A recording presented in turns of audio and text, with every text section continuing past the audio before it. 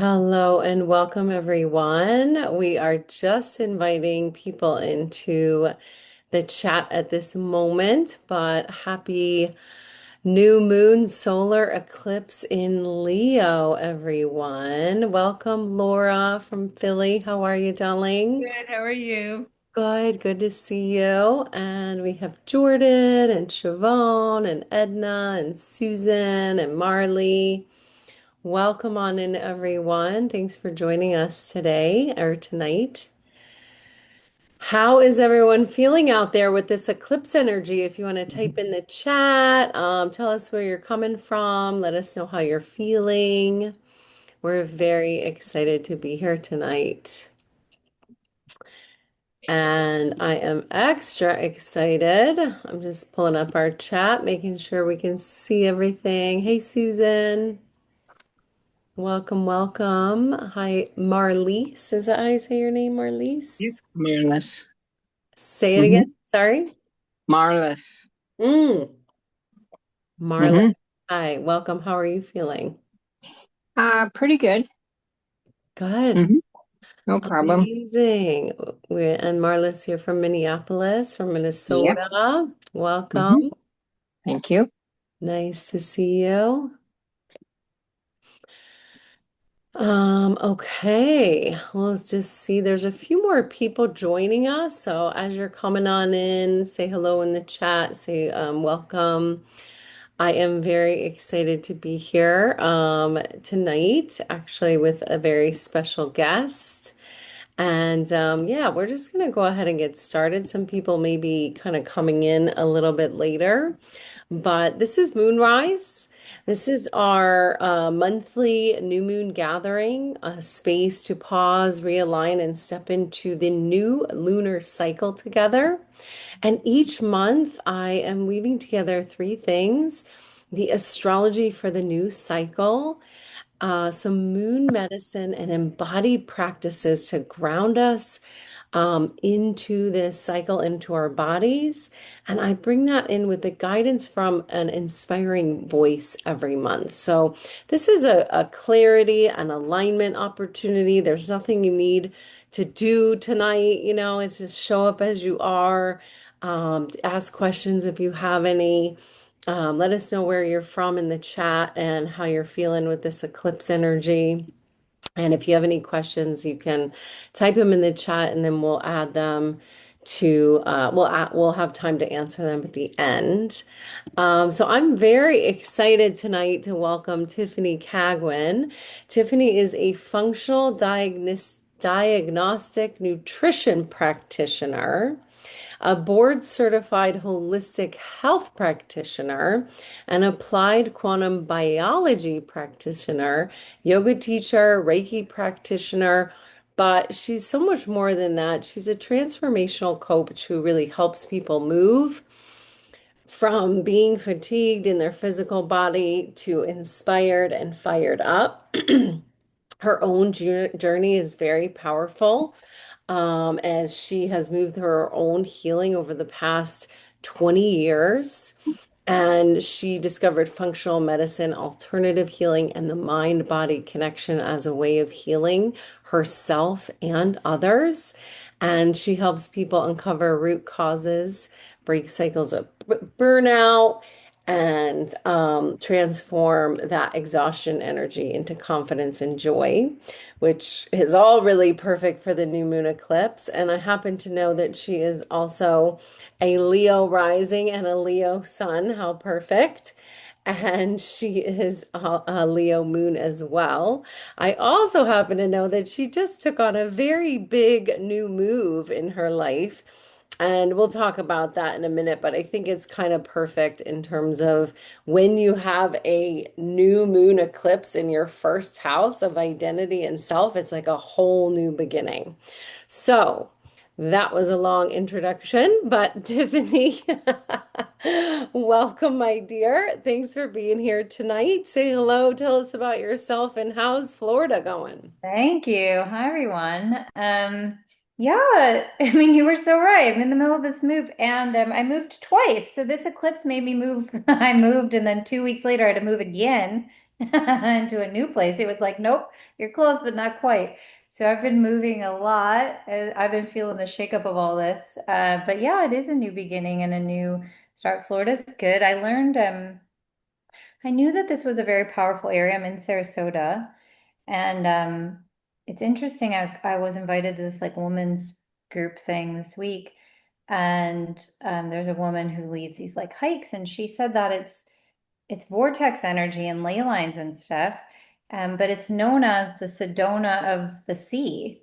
Sarasota is, which I didn't know. I've heard that it's a stargate. I've heard all these things, with like the alignment, but I feel it. I'll tell you, I definitely feel Nice.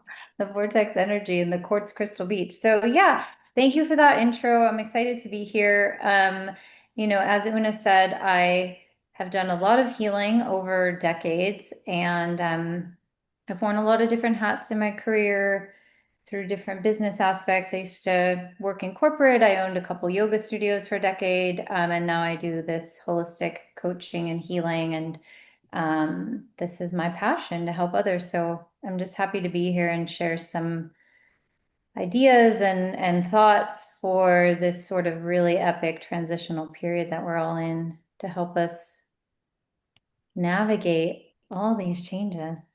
Yeah, there's a lot of big changes going on for sure. And I remember when we first met and you were living in North Carolina, and we're sort of talking about how I had just moved to New York and you were in North Carolina. And there are these like places on the earth that are really potent, like the Sedonas and the Byron Bay where I used to live, or the Boulders. But that a lot of people that I know that are healers and facilitators and practitioners are being like scattered all across the globe right now. And it feels like we're anchoring different points all over the planet, holding the light. So that's just a really fun thing. And I really admire your bravery and just willingness to like say yes and walk a path and just go. You're like, I'm moving and just go for it and start that new chapter. That's really what a lot of this Leo moon is going to be about. Jordan saying a fellow Leo sun and Leo rising from Rochester. Hey, Jordan. And Jordan, did you do take on anything big? Are you feeling new or anything like that right now? We'll ask her. But tonight's what we're going to get into is we're going to talk about Leo. We're going to talk about the new moon Leo eclipse energy. And then we are going to do a practice with Tiffany. And so before I get into the astrology of it all, though, I'd love to take a few minutes just to ground in. If you haven't had a chance to meditate today, this is your opportunity. And yeah, so glad that you all are here.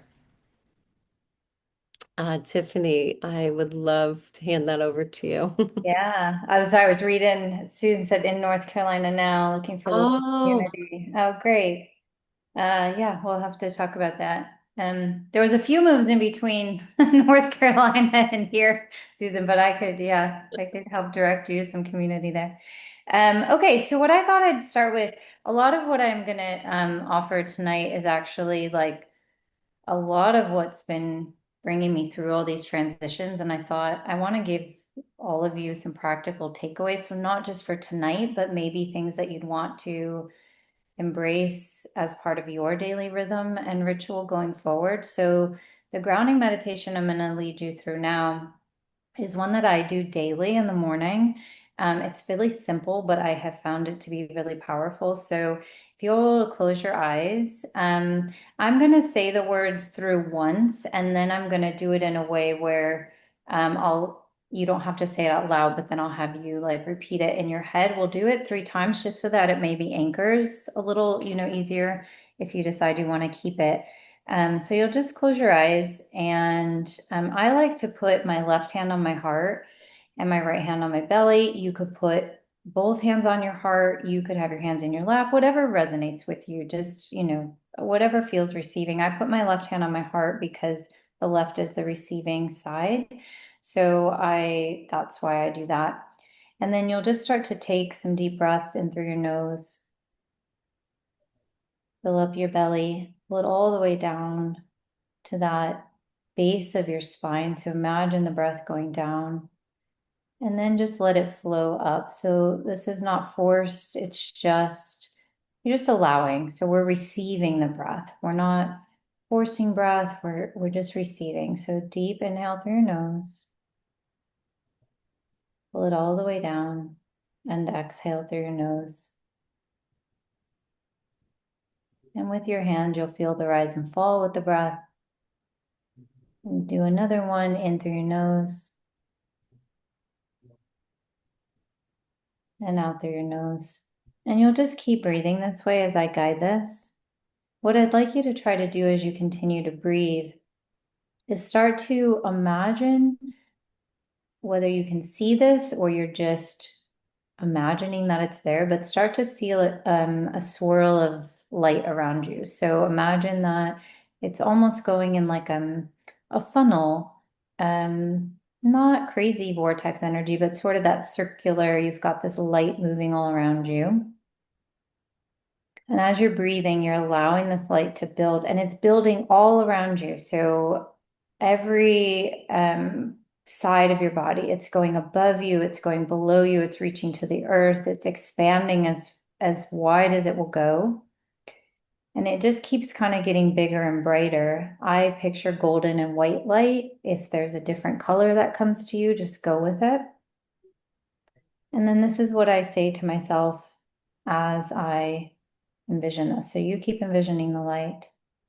There is a divine triple layered sphere of golden and white light all around me. Only that which is for my highest good can enter. Anything not for my highest good bounces off me and returns to source to be transmuted into love. So I'm going to do that again, but I'm going to say it slower so that every time I stop, you can repeat it to yourself in your head. And we're going to go through that a few times. There is a divine, triple layered sphere of golden and white light around me.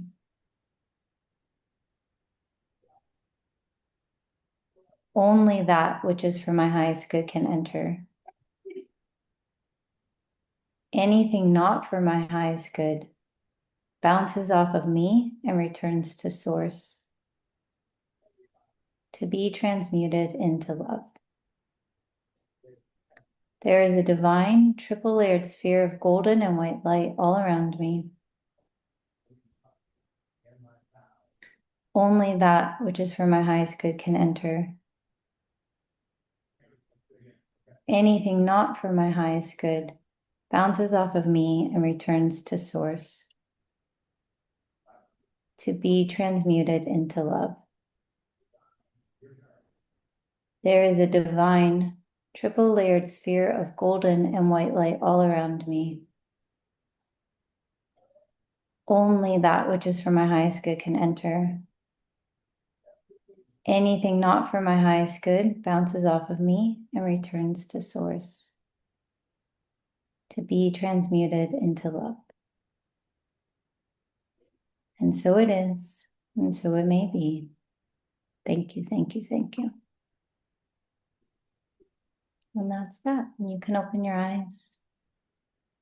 And so it is, and so it is. Yeah. Thank you so much for that. A lot of that imagery really resonates actually with Leo, the divine, the gold, this sort of royal energy, if so we're clear, that Leo symbol, really is this lioness, this gorgeous royal energy. And as the fifth sign of the zodiac, this is where we begin to really shine. Okay.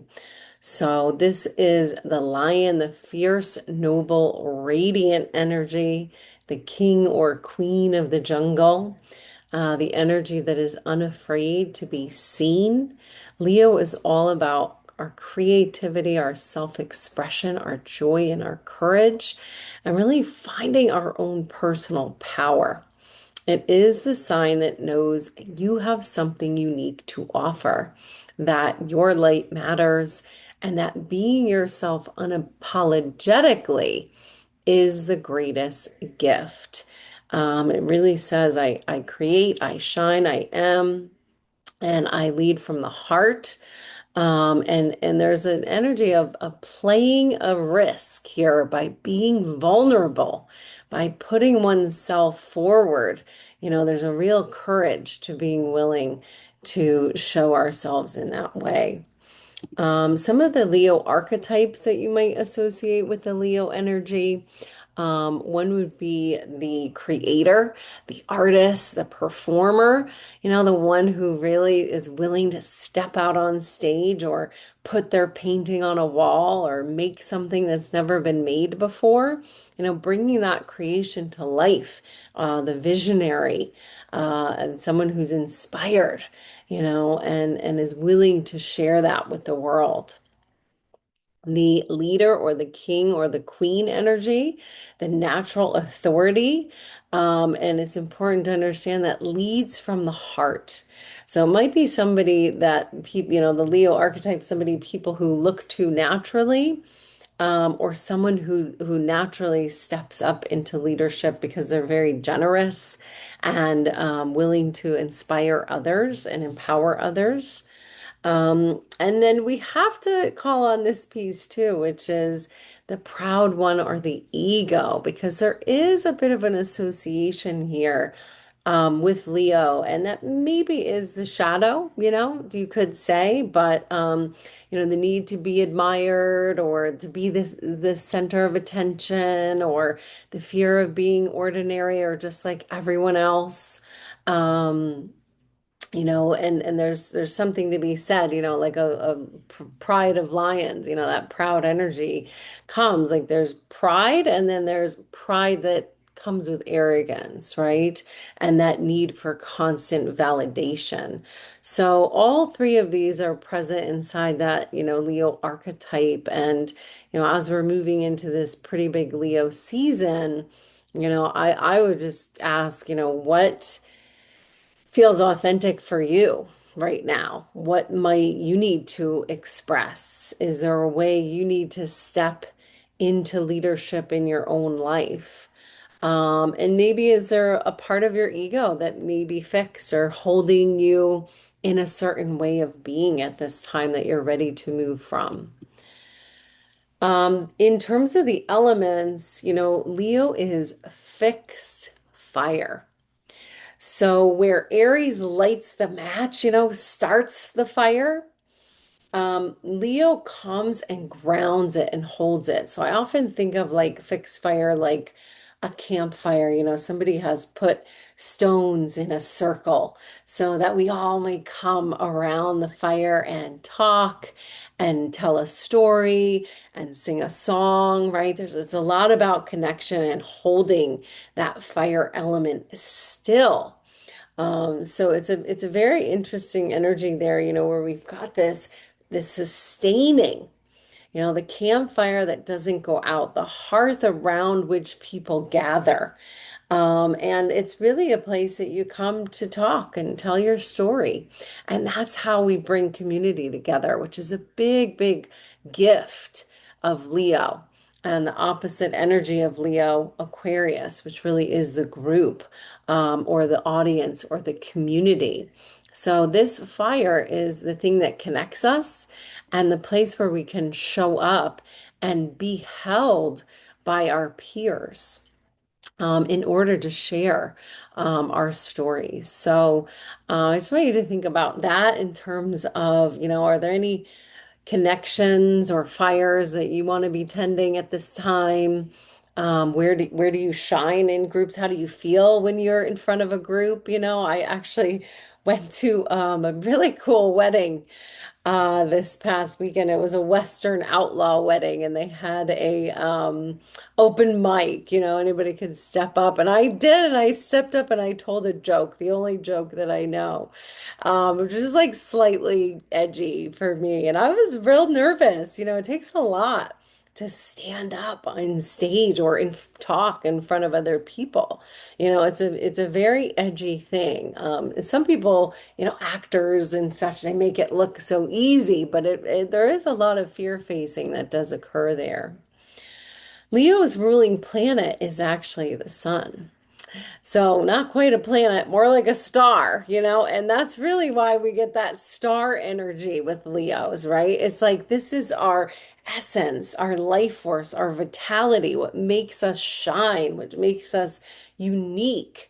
And it's like the sun is like, who are you being when no one's watching? You're just shining and doing your thing and being your bright self. This is really the essence of Leo, this permission to shine just because you're being you and you're doing you. That's a very Leo statement. Like, you do you, like, just be yourself and shine your light and be your best person. And so there is a couple of things that can come with this, like, where do you maybe hide or dim your light? That's a Leo thing. Like, oh, I don't want to be too bright. I don't want to be too big. Or, where could you be too big and maybe burn out? Are you being too much? And you're going to burn yourself and the people around you out. So it's important is to understand, like, our light matters. Each person's light matters, right? And the world, needs what only you can give. And so part of that first piece of Leo is really remembering who you are at your brightest and being willing to shine fully, right? Without, dimming or without burnout. So I'm asking you here, like, what part of your light are you willing to be bigger? Are you willing to shine brighter in the places where you want? And what might that look like for you? I've been working with the Sabian symbols, and so this Sabian symbol is at Leo 21 degrees. The image is a carrier pigeon fulfilling its mission. Okay. So, oh, excuse me, this is actually, should say 22, excuse me. So what does a carrier pigeon do? Right? It takes a message and it is doing a service, right? So there's a real connection here to being in service and finding our true power when we are doing something that's on mission, right? This is not just, let me just stand up and talk and be the center of attention because I have, that quality, and just because I want to be in my ego and I want to get accolades, feeling good in that way. This is about using your light um, for a specific purpose, to deliver a message, to serve a mission, to serve something greater than oneself. It's really about, like, saying our gifts and our light and our creative power, right, is in its truest expression when it's given in such a way that it can help our community, the world, our family, our neighborhood, whoever you are meant to connect with and serve in that way. It's here, when we use our light to guide, to inspire, to heal. And I think this is so important right now because when we really give in that way, I see the Leo Aquarius as like this beautiful infinity circle that comes from our heart. And when we give out to the world, to our community, to humanity, then it comes right back into our heart. It's like this beautiful symbiotic service relationship of the heart. So if you have gifts that want to be given, right? If you're willing to, like, serve with your whole heart, this can be extremely rewarding during this time. When we look at the exact chart of the new moon, It's a Leo party, okay? So we have Mercury, um, Jupiter, the moon, the sun, and the south node. So five planetary players in the sign of Leo right now. And I think it's real important because the nodes just moved into Leo Aquarius this month. We have a Leo eclipse now. Jupiter will be in Leo for the entire next year. And then on August 2nd, 2027, we have a second Leo solar eclipse. So I know it's like these bookend doorways of like Leo initiation energy here.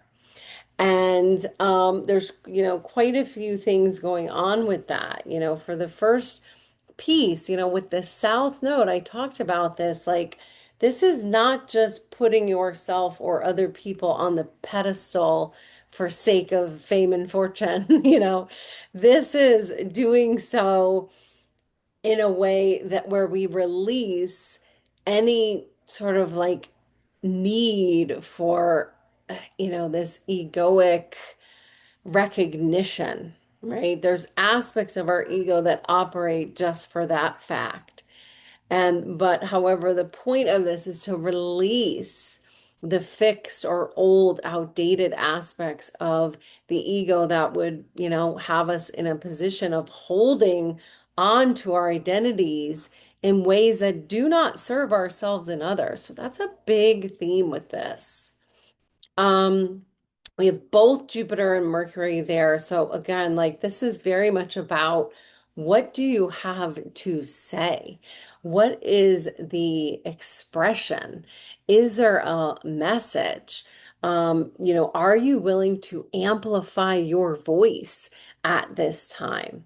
What we say matters right now. And in fact, this Mercury is in direct effect with Pluto. So, we might be really willing to tell the truth right now and to say the hard things and to speak into some of the deeper subjects of life. Like, this is not fluffy stuff, okay?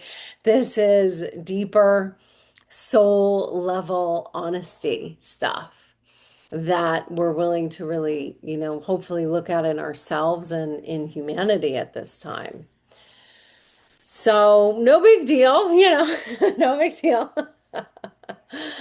Um, and then Venus is having a chat with Neptune as well, which can be really beautiful and really inspiring and great for creativity and great for spirituality, but it's also like a little rose-colored glasses. So it's like really getting clear, like what's real, what's the fantasy.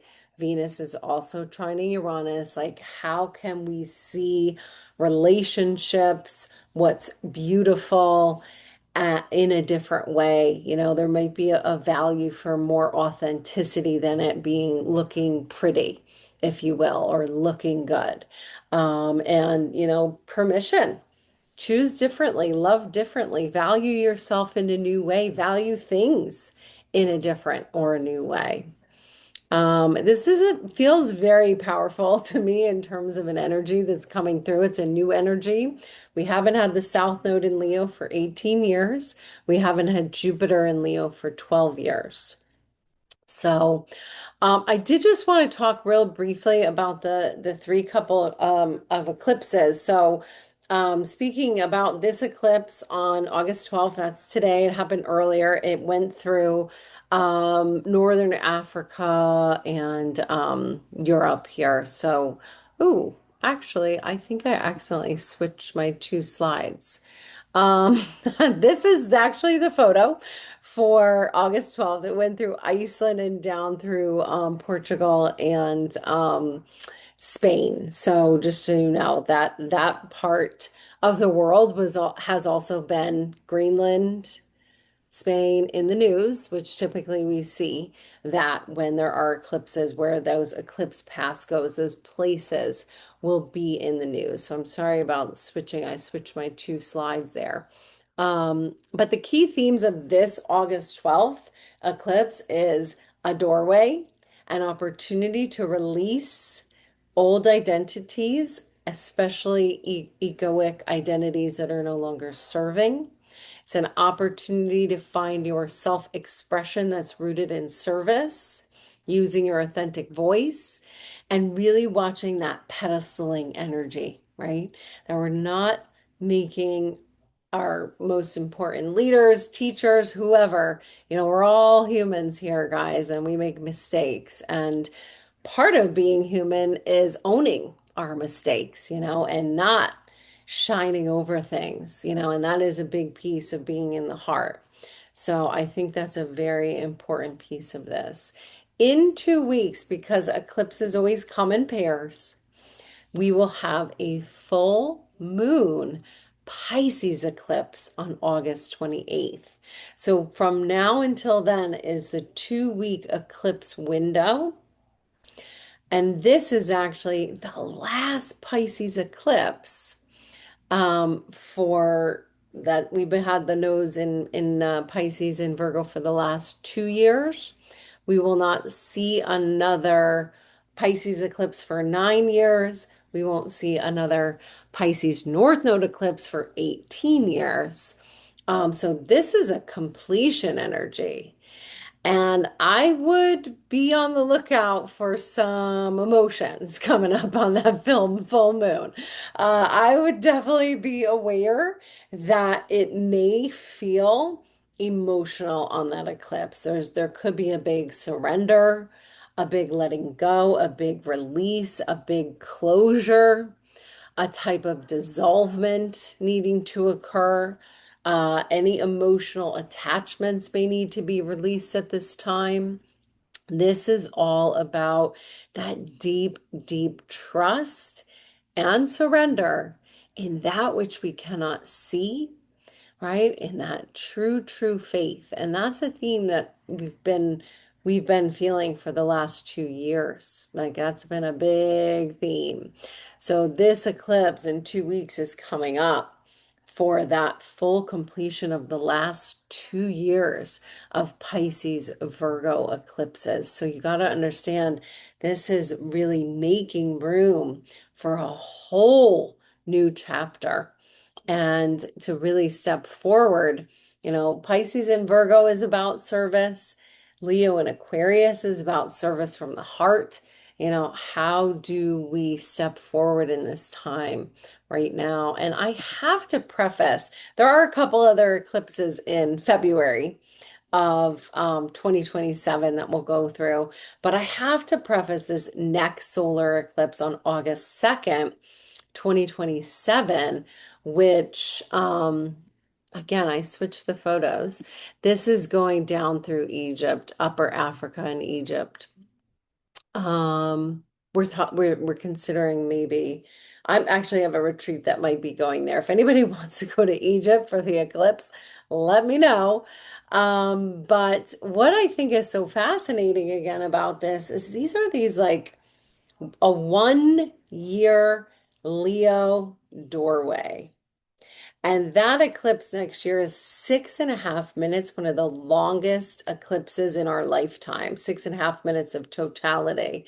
If anybody's ever been to a solar eclipse, they are full on, a lot of energy, watching that and be on the lookout, from NASA and stuff today. You'll see the images from the eclipse that went through Iceland and such. It's like very, very illuminating, intense energy to be in the witness of a solar eclipse.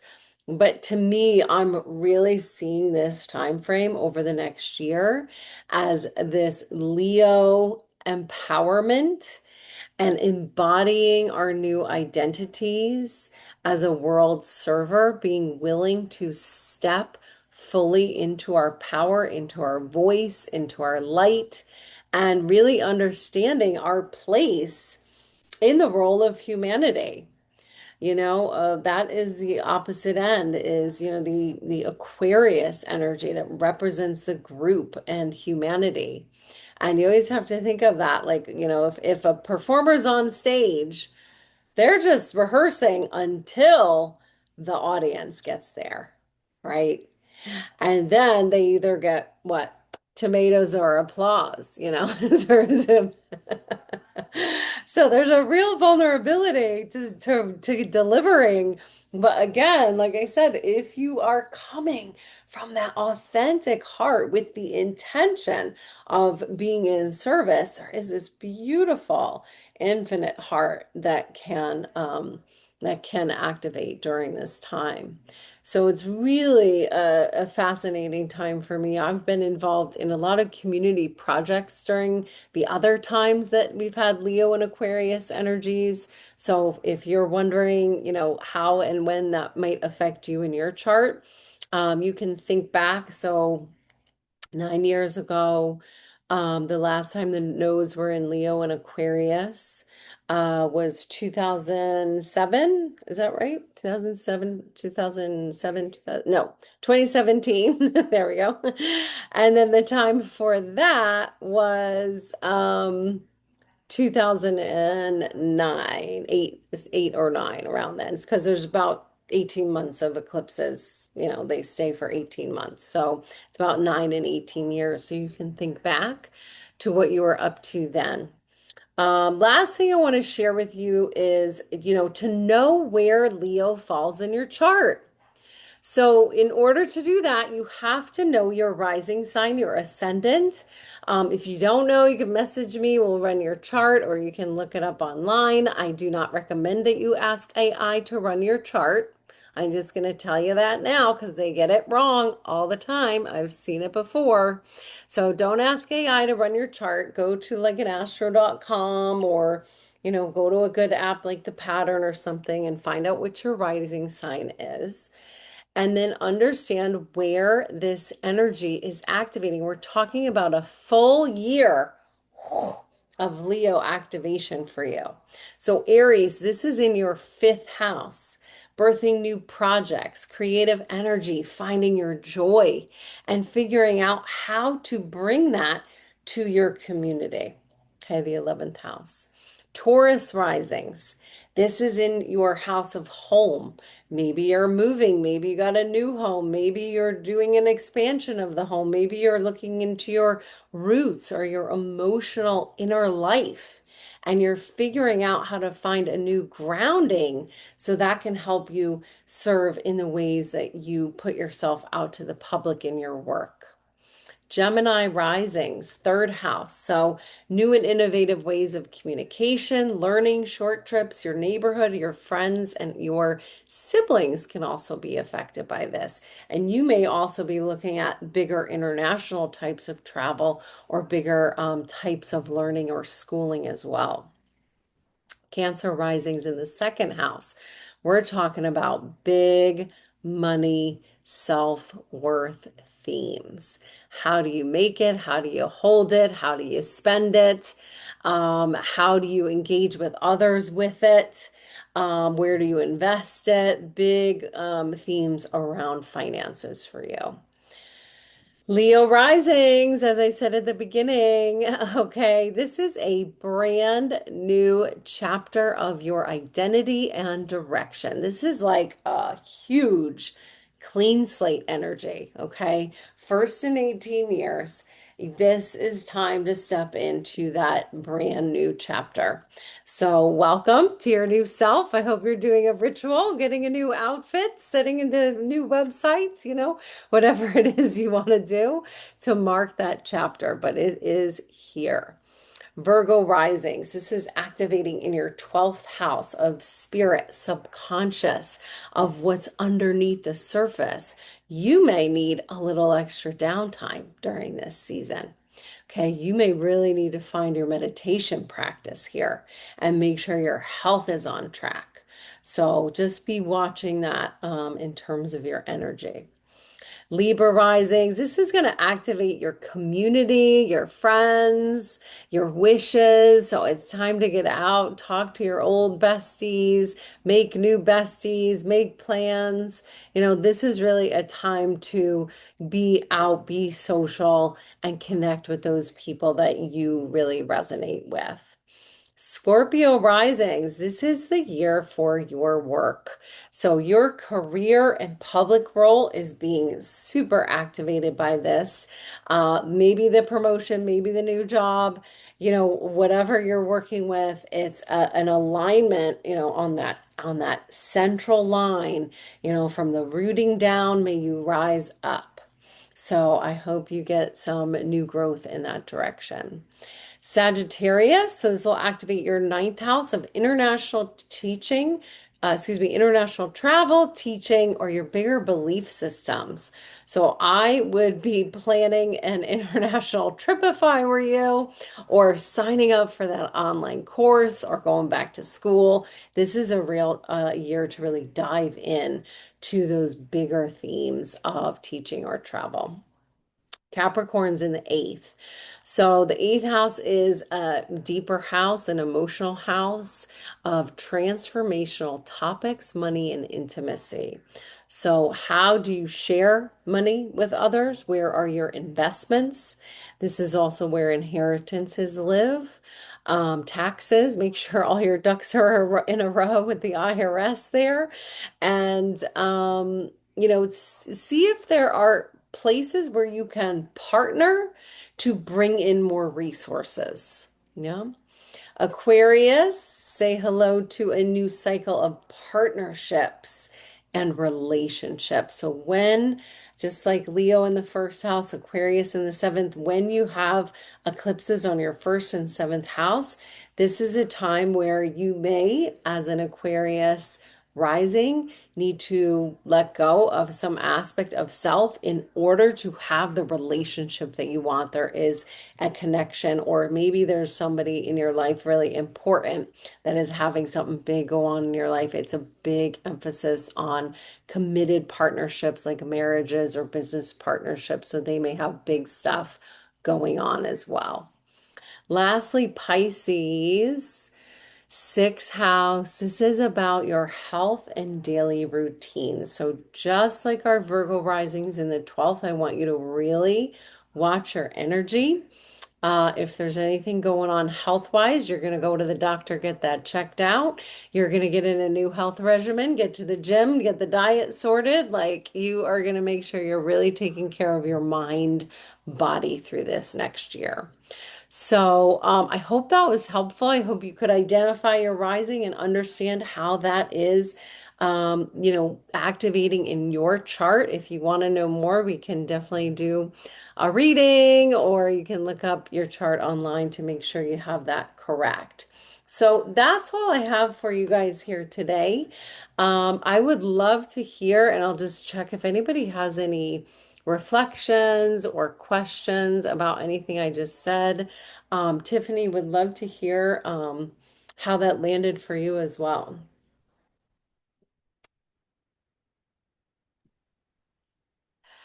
I mean, for me, like, I'm like, oh, okay. Well, I see why everything in my life has been happening the last couple of years.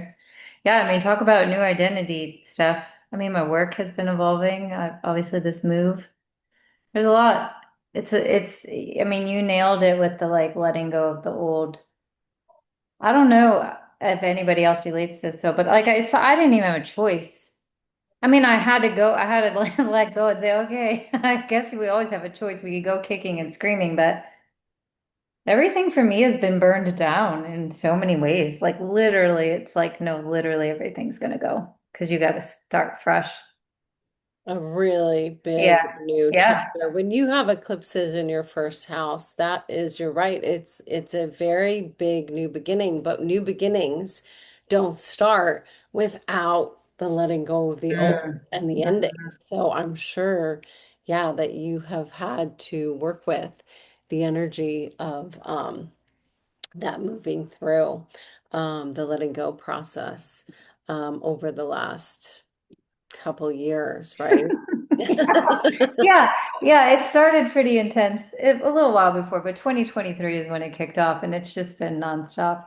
It's just Yeah, one thing after another. So, yeah, but to your point about service, I mean, I've always had a thread of service in my work, but it's just so compelling now. I can't, it's just, from my heart. It's shifted what I offer, how I help people. Um, Would yeah. would you mind like saying more what you mean about that? Because I think it's a really important part of this teaching here of this Yeah. community that we're in. Yeah, so what I would say about that is that I've always had this thread of in all the work that I do, there is some component of service, and my career has shifted and evolved a lot in my life. But the part for me is that how do I want to say? Well, this was a lot of the letting go, but I've always been a very like pragmatic, practical person, and so the way that I offered services or what I thought I should do for people was like um um within the framework of like what the world looked like holistic health, the functional medicine aspect and how to offer that and what the perception is what people need. Meanwhile, so much of my healing was happening on these deeper levels of emotion, spirituality, the different aspects, relational healing, a lot of vulnerability in sharing that stuff now. But it became so it just got to the point for me where I was like, I literally can't help people heal if I'm not willing to share my own really vulnerable experience through these transitions of life and then speak and lead, guide, teach in a way that helps others with those. It's like it just had to be, it was like the community in person, seeing the need that people had. I mean, Susan, you mentioned this, like, these group, I think so many of us are feeling called for that connection again, right? And so, like, specifically, I'll say, for example, it was more convenient for me to build a very virtual business where that would have like more easily served my life versus I feel really compelled to do more group things, not be so isolated, create more opportunities for whether virtual groups, in-person groups, because that's what people need. And I just have to, it was like I felt that so deeply. And Hmm. that's just how I'm showing up now. But it requires me to be a lot more vulnerable in how I'm sharing, what I'm sharing, how I'm serving, because Yeah, there's no other way in the healing work I do now. Yeah. yeah. Does that make sense? I mean, It does. What I heard you say, I really appreciate that was you saying that in order for you to do the work that you wanted to do, it required you to be more honest about where you were at in your healing process. And I think that is definitely 100% one of the main key themes that this Leo energy is about. There is a vulnerability that when we share authentically, um, is just there by the nature of feeling nervous. What if people don't like me? Or what if they have a reaction? Or what if I say something wrong? Or, any of the things that could come up around that. But it is so crucially important. And the other thing I heard you say was, you did what was needed, not what you wanted. mm, And mm, it sound and that and needed to, what was needed for the people that you served. And that is just so crucially important right now because, these nodes do not exist by themselves. Leo, South Node, and North Node Aquarius exist together. So the performer and the audience, the heart and the mind, the one unique person and the collective go together. There is a relationship there. So it's pretty prominent right now in the energies of astrology. So it's really good to hear how it's working for you, given that you've got a lot of Leo on the chart there. just a little. Hmm. Amazing. Well, so we are going to anybody in the chat, do you guys does anybody want to share or say how, this landed for them? Did anybody get to identify here with their rising sign and maybe have a share about how that is um affecting you in this moment? Does anyone want to? No, no pressure, just asking.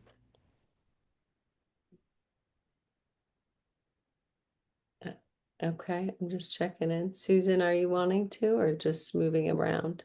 She kind of does, but she kind of does, but she kind of doesn't. She kind of does, but come on, Susan. I'll ask one more time, and then if not, no pressure. Seriously. Okay, she doesn't know her birth time. Yeah, that can happen. That is a thing. So yeah, if you can find your birth certificate, there may be a way that you can go to the hospital, call the hospital, see if they have a copy. Yeah. Sometimes you can get it. If not, we can do, there's something called chart rectification, where you could ask, a kinesiologist or a psychic or something. But yeah. Um, yeah, the courage. Beautiful. She's sharing in the chat. Thank you for sharing. It really is the courage with Leo. Man, you got to be real brave to be so vulnerable, to be authentic. It is no joke. So I appreciate you reminding us of that. So, Tiffany, how are we feeling? How's everyone feeling? Are we up for a little more practice?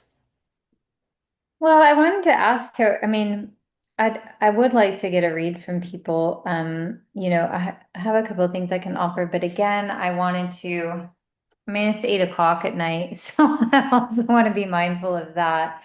And everybody looks pretty comfy from what I can see.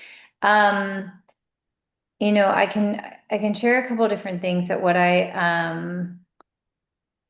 did again want to offer kind of on the bookend, the back end of this, similar to what I said at the beginning, is I would love to at least give you some ideas for stuff that you can take away from this, not just it'd be nice to feel good in this moment, if we moved through a practice or something that feels good, but I'd rather you have something that you can tangibly take into your day because one of the things with a lot of the women that I work with, um, that I'm finding is so important is like there's kind of the movement piece, right? There's a lot of us do meditation and yoga and breath work, and that's great. But so much of my own journey and then how I'm guiding people is like coming back to this really um, grounded place of the body as the vessel. So what I'll say about that really quick is that a lot of I've been doing yoga for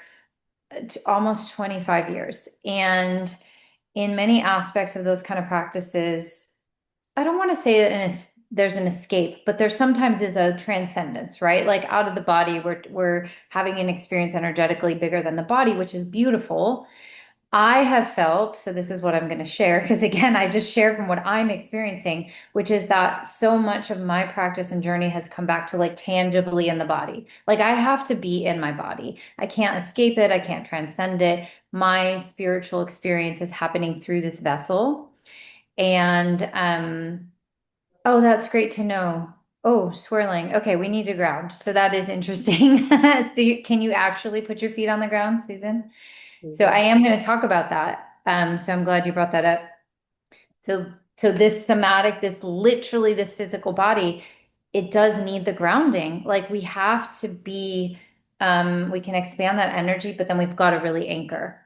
And so what I wanted to share with you was a practice that I do morning and night. I vary it a little bit, but I do it bookend every morning, every night. And it's very somatic, physical experience. So if you can, ideally, you would pair this with actual grounding, meaning feet are in the grass, in the sand. I don't know where you live, somewhere, if you have concrete, and it's poured right on the ground. I don't know if anybody knows this, but concrete will ground you as long as it's poured right on the ground. It's very conductive. So you could be on a sidewalk. You could touch a tree, you could touch a plant, you want to connect with something that is literally connected to the earth.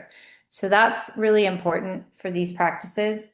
If you're not able to do that at this moment because you're in the house or something, also use your visualization. So imagine anchoring into the earth. But in an ideal situation, what I'm going to share with you, you would either do outside or, like one of those places, like I said, while you're, touching something, a tree or something. And then the other ideal situation is pairing it with sunlight. So in addition to coming back into the body, really tangibly and physically right now, I think we really need to. We've got to be grounding in this energy, but we also need to be really utilizing nature as much as possible. Nature is the answer. It's the answer. It's the answer. It's the answer. I can't stress that enough. Like every health symptom, every emotional, spiritual, anything you're moving through, like get in nature. Just go be in the sunlight. Let your eyes see the sun. Let your body touch the earth. We need to connect to the earth. Our body is craving this connection and rhythm. So, what I'd like to show you, this is going to be quick, but then you can expand on it. It has to do with lymph and moving the water because our bodies have all this like structured water that conducts electricity, which is why we want to ground. So, this is a simple lymph exercise, and I do it morning and night. So you want to start with, yes, nature is so healing. It is the ultimate healer. I don't know why I cross my hands. I keep all my clients are like, why do you cross your hands when you're showing? I don't know. It's what I do. You don't have to, but you want to start up here at the clavicles. Now, I don't know if any of you are familiar with lymph, but you don't need to push. It's so gentle. It's like barely like whispering, touching your skin. So these are the main ones. When you're going to do lymph release, you always want to release these main ones first to get it flowing. And you just do it like super gentle. So I'm just like going in circles, really, really gentle. The next thing I do this kind of combination of this lymph and some yoga and qigong. So I start to do some tapping and I tap all on my clavicles. It's really nice on the sternum. You can kind of go around this way also you don't have to be kind of as precise. You're just kind of tapping around the lymph nodes. You can see energy flowing. It's really nice. So I always start there. And then I move up to the face. So I start to tap on the cheeks, all around the chin. There's a lot of lymph in here. So get around your nose, under your eyes. Again, you're being gentle with yourself. You don't have to do this aggressively. So just tap all around. A little bit of like release. So come up here by the ears and I'm rubbing my jaws in circles. You can kind of pull down and release on the ears and rub all that down. And then I stop the head part, I just kind of pull, just you're just trying to like release this lymph, this fascia. You may literally feel a rush. My sinuses start to clear when I'm doing this. So I start with the face, and then I move down and I go to the armpits. Now again, I want to make sure you can see me, gentle. So I just put my fingers in the armpits here, and you're just pumping, really gentle. It doesn't, lymph does require movement, some sort of manual stimulation, but you don't want to be aggressive with it. So barely. So I do both there, and then some tapping. This is fun when neighbors are watching you. Let me tell you, my neighbors in my neighborhood see me doing this all the time. They're like, "What is she doing out there?" I'm just, doing my thing. I wave when I'm doing it. I don't care. So I tap all into the armpits, and then you can start to tap down the back. I get behind my kidneys. It's just nice. It feels so good.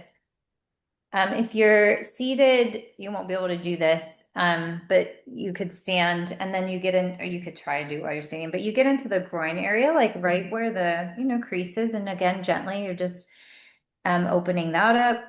You could tap there as well. I do the abdomen, a little bit right above the navel, just pump that. And then you work your way down your legs, and you can tap down your legs.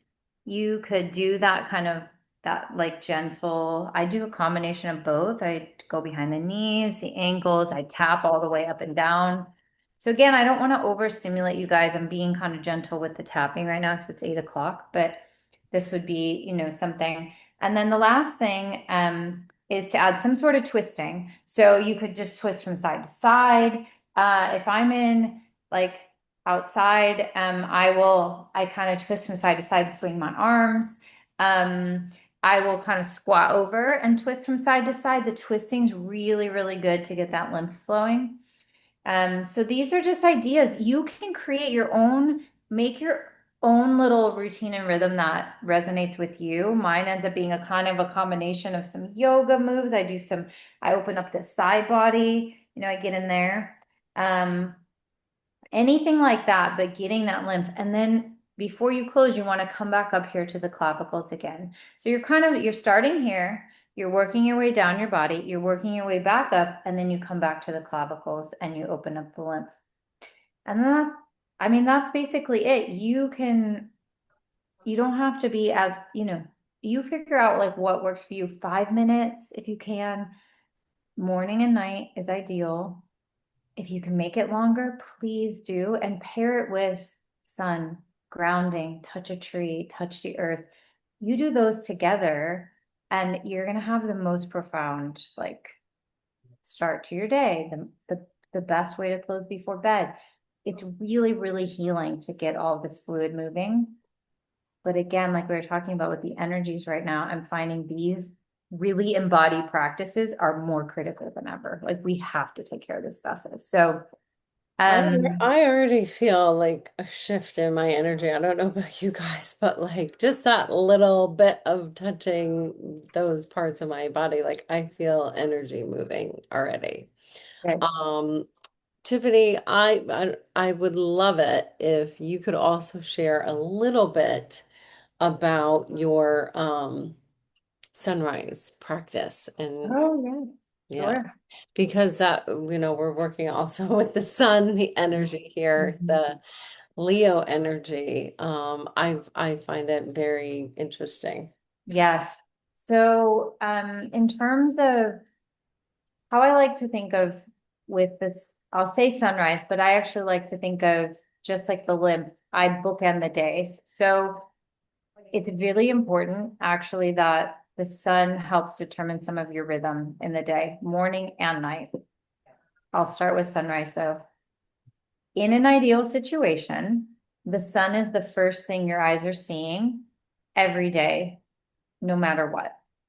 That's not necessarily the most practical for everybody's life. So that gets into a more nuanced conversation, which is this is what I do in my work with people is help them figure out. But I'm going to give you the ideal circadian rhythm.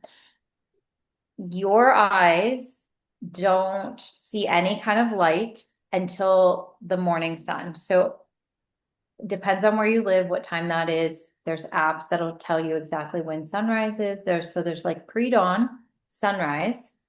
Then about an hour later, there's a time called UVA rise. Those are really critical windows for a few reasons. Mostly, I'm going to say high level for your health in general, setting your body's clock. But the reason that sunrise signal is so important is that it communicates with a part of your brain that then basically sets all of the body clocks for your whole day. Every organ system has its own body clock. The master one then sets all of those. The signals coming into your eyes from the color of the sun, the wavelengths, is setting that hormonal clock, your digestion, what you do in the morning sets you up for sleep. It sets everything. I'm really oversimplifying this, but in general, if you just think like your mantra is sun has to be the first thing I see in the morning, you'll be good. So if you are going to be exposed to light before, I really recommend having like red colored lenses blocking the light until you see sunrise. But then a beautiful ritual is to go, like you drink a glass of water, mineral water, give yourself some sort of hydration before you go out because you've been sleeping all night. Then go outside, look towards the east. Here's a nuance I really do like people to understand. You don't have to physically see the sunrise. So if you're in a location where you don't actually see the sunrise, when I say sunrise, I mean that time of day. It's that light, it's that wavelength. You just look towards the east. The light is coming into your eyes. You don't want to have glasses on or contacts. Be safe, please. But as long as you're safe, like let it be unfiltered once you're outside. And then you're literally just allowing that to come in. And then I pair it. And so I walk outside and I do my lymph and I do my tapping. I'm grounding myself ideally.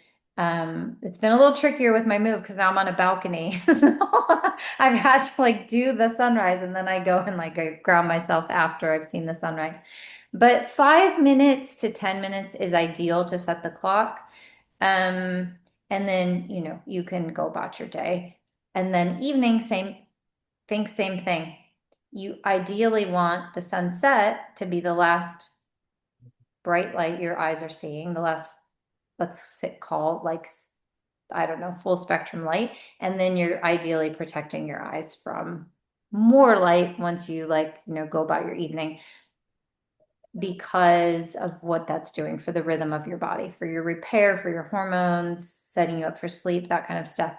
But I would say, like I always tell people, start with one, the smallest steps done repeatedly over time compound into huge impact. Huge impact. You would be amazed if you just start your day with morning sunlight, give that consistently a week, 2 weeks, see what happens. Even if you did nothing else, you will feel the difference. Your body will feel the difference. You will likely sleep differently. So I'm just like I'm on a mission to get everybody to start like revolving at least their morning around the sun. The more time you can spend in the morning light, the better. If you can extend the window, if you have the ability to do that. That morning light time, the sunrise time and the UVA time are the most healing for the body. So meaning those wavelengths, the red and infrared, are doing a lot of repair to your system. So I encourage you, if at all possible, spend as much time as you possibly can in the morning, like, and make that part of your daily rhythm, and you'll see a big change. Yes, red light lenses. I'm seeing these questions. Yes, so there's a lot of different companies. And maybe like, Una, if you want to share my contact info, I'm happy to share, but basically I have a pair. I use a company called Viva Rays. There's a few really good ones. You want to really invest. This is a health investment. You want to get a good pair that's actually going to work. I have a pair that are basically like, they're the regular blue blockers, that kind of yellow lens that we all know, that I'll wear during the day, like screens and stuff. But then they have a clip-on magnetic red. And then at night, there's like an orange and a red. And as soon as sunset happens, I clip those on. I lower my lights. I have like salt lamps everywhere. I use candles. I use really low dim lighting, but then I also have the red lenses on. The reds really, you don't need red during the day because you do want to we don't have to block all blue light. But the red is really critical for that morning time and the evening time, because in nature, we're trying to mimic nature, right? So we have these modern lives that have disrupted our rhythm with nature. Fine, we've got to deal with that. But as much as we can kind of mimic what the sun would be doing, and in the morning, the sun is mostly red and infrared. The blue doesn't really start until there's a little blue in the morning, but it starts to peak later in the day. But this affects cortisol and all your hormones. So yes, red is ideal before sunrise. Once you've seen sunrise, you're fine. Like because your eyes understand, oh, they're basically a GPS. Like the way this works is you have these like receptors in your eyes, and they know what time of day it is. They know where in the world you are. So they know like what the season is, how to, set everything for your body. So the red's critical for those windows, if that makes sense. That's a great question. And Does this that, is really help? Yeah. setting you up for like natural circadian rhythms that are in alignment with, our natural rhythms. Like that's what this is doing, right? Is like Yeah. setting your circadian rhythm to the natural cycles of the earth and the sun. Yes, which is why it changes. It's why it's helpful to know where, based on your latitude. My sunrise time now here in Florida is going to be very different than yours in New York. Yeah. sunset time's different. So you do want to be mindful of where you are, what your window is, and be following that as much as you can, and as much as you can allow your body to get in that rhythm. I see miracles happen with people's health just from making this change alone. I mean, food is so important. Toxins, of course, we have to be mindful of all these things. But this one piece of being more connected to the rhythm of nature is profound in how it allows the body to understand its own self-healing rhythm and mechanisms. Wow, it's really fascinating. I'm like not a super morning person, but I feel so inspired when you talk about this that I want to be. And the one time I did actually become a very morning person was when I went to Costa Rica and was living um in there for several months. We were doing our yoga teacher training, and our morning yoga started early. It was like a 6 a.m. class, and we had howler monkeys that would wake us up, and I was in the middle of the jungle, so the jungle would just wake me up. I had no problem you know getting up in the morning when I was immersed in nature. Yeah. And so it's so true, like this connection to nature. And like that was so healing for me. I love that. Yeah. So it is almost like a way to sort of reconnect yourself to nature, especially if you live in a city or something. Yeah. Like, what if you just went to your rooftop for sunrise every morning? How would that shift your whole reality? Quite a Yeah. lot.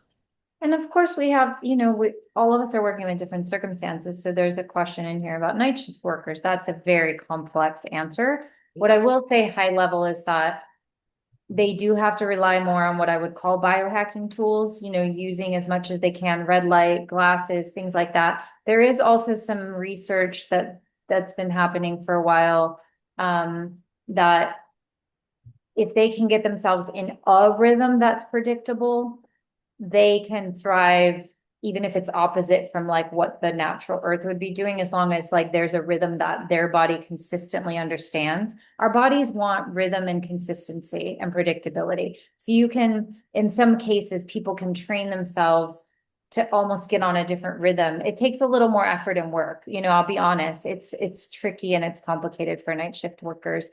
They have to, you know, do a little more piecing together of some of these things. But again, here's the high level thing I tell people. Perfection is not the goal. That's not realistic. Not if any of us are searching for perfection, we're gonna fall short. And then this is where people get into kind of all or nothing. Well, I can't do any of it, so I'm not gonna, I can't do all of it, so I'm not gonna do any of it. And I say, please don't do that. Like, do what you can. The more you can get outside, the better off you are. If I had to simplify everything, I'm like, just as much as you can just eat real food in season and get outside as much as you can, you're going to feel better no matter what the nuances and the specifics are. So, Yeah.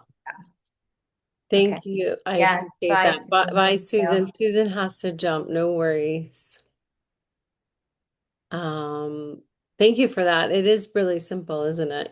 Well, yeah, I mean, it's not easy, but it can be quite simple in that way of just do the best you can. I mean, something is better than nothing. And if you do this is why I repeat this so often, but it's like the smallest things done consistently over time have a big compounding effect. I'd rather people do tiny little changes that are sustainable that they can actually keep up with than try to make some big sweeping, perfect life change that's not realistic.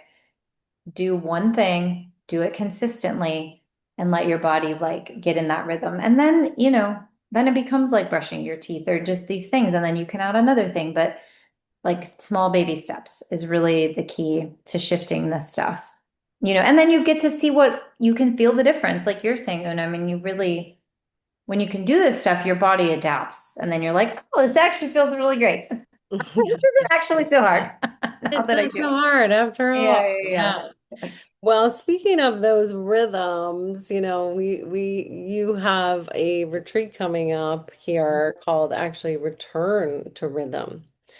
that, is happening here in the fall, which I find to be such like a potent time, the fall energy. I feel like it's so potent for me. I always feel very invigorated then around what to me feels like newness. It's funny, but fall, even though we're releasing a lot, I always feel very excited in that season.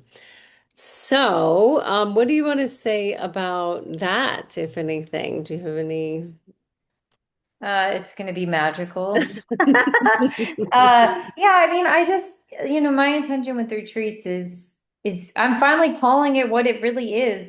They've always been yoga retreat and we do that stuff. It's amazing, but it's really like returning to rhythm, returning to connection. I love to take people to places where I just say like, here, feel it. Let's be in touch with nature. Let's be in touch with each other. Let's just give ourselves a minute to get into this sort of like connected space so that, one, it's a nice reset for that time, but it's also like it carries forward. And as you can tell, I always like to I want tangible things for people to actually take in their lives. So on these retreats, we talk a lot about that, how you can keep some of these aspects as you go home. So it's not just come for a week and then go back to your life and forget about it. Like we really work through kind of like, now what? How do we, keep a lot of these things going? So it's going to be a great time. It's an amazing group of people coming. We still have some spaces left. So if anybody's interested,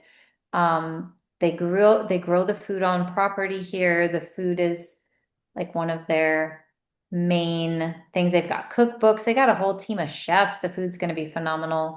The land itself is really sacred. There's sacred water on the land. So we're kind of a little bit inland, but close to the ocean, which is the sweet spot of like all the things. So I'm very excited. Portugal is a very special place. Yeah, this is gonna be one of those trips that you don't want to miss. I may even go on this trip as well because I'm so called. This venue is just divine, and the spaces where we're going to be practicing and the healing services offered on site and just literally walking the land is going to be a healing opportunity. It's a historic place, very close, like you said, to the beach, to Lisbon, easy to get to. So, yeah, just pulling you the call if this is interesting to you, if you want to come and meditate in the sunrise with Tiffany and I, send us a message. We'd love to get you in. We have just a few rooms left. So, yay, very exciting. I am wishing everyone just like a lot of Leo courage, to share your authentic voice during this, especially this time, this month, but over the next year, that, you really find your heart and your courage and that which you're willing to share in service to the greater community. And really remember to tune into your physical body, with all the Aquarius and the air and the AI and the robots and the technology. It's like these bodies are, as Tiffany was saying, like we're not going to just meditate off the planet. We're going to come in to more and more embodiment, as we progress through our spiritual chapter, hopefully.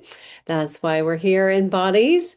So, yeah, wishing you all beautiful eclipse. And anything else you want to say, Tiffany, before we wrap up? No, I think that's it. Thank you so much. Wonderful. Thank you all so much for being here. Really appreciate you. Happy eclipse. And I look forward to hearing how your year of Leo goes. Many blessings, everyone. Yeah. Thank you. I'm sitting in the dark, by the way. Good, I like it. I know the It just sun, got dark while I was here, and I have one little light on. So, Yeah, I was the just sun thinking has like set. I should have had my glasses like right handy. I'm getting past my window. I have a few minutes left, but I'm like, look at Jordan's got hers. Nice, She Jordan. knows. She knows. Yeah, I don't go anywhere without my glasses. I've got them everywhere, but yep. And then I have salt lamps. I've got little salt lamp night lights and whatever. I changed the whole mood bit. Wow. Jordan, I love it. She's got her Viva Rays on. Nice. And incandescent light bulbs. I love it. Very good. Perfect. Got to get rid of those LEDs. Get them out of here. Yeah, we can buy incandescent light bulbs again. Yay! That was a thing. Hmm. Were they not on the market for a They were while? illegal to make for they made companies a long time ago phase out incandescents because they're inefficient because they have red and infrared, so they put out heat, so they don't have the efficiency. So Right. LEDs were the only option, and you had to people stocked up on it's a whole thing. You go see it on Reddit. People calculated how many incandescents they were going to need for their lifetime Uh-huh. and hoarded incandescent bulbs. I'm not kidding. There are people who Not have, know there's this. whole threads where people talk about how to keep them from, going bad, whatever. Like it's a whole thing. But now you can buy them again. So it's great news. They're back on the market. Buy Nice. Amazing. And Jordan, we'll Um, see you in Portugal. Jordan just had Yay. See you in Portugal. Many blessings, everyone. And yeah, like let's have good light sources. So yes, wherever you look to find the light, whether it be the sun, incandescent light bulbs, candles, salt lamps. which Gotta leaders get back you're to candles. following, Yeah, candles, campfires. Let's be Mhm. looking to good light sources over the next year during Yeah, this Leo season. I love it. Amazing. All right, darlings. Many blessings. Thank you. Ciao. Bye. Adios. Bye.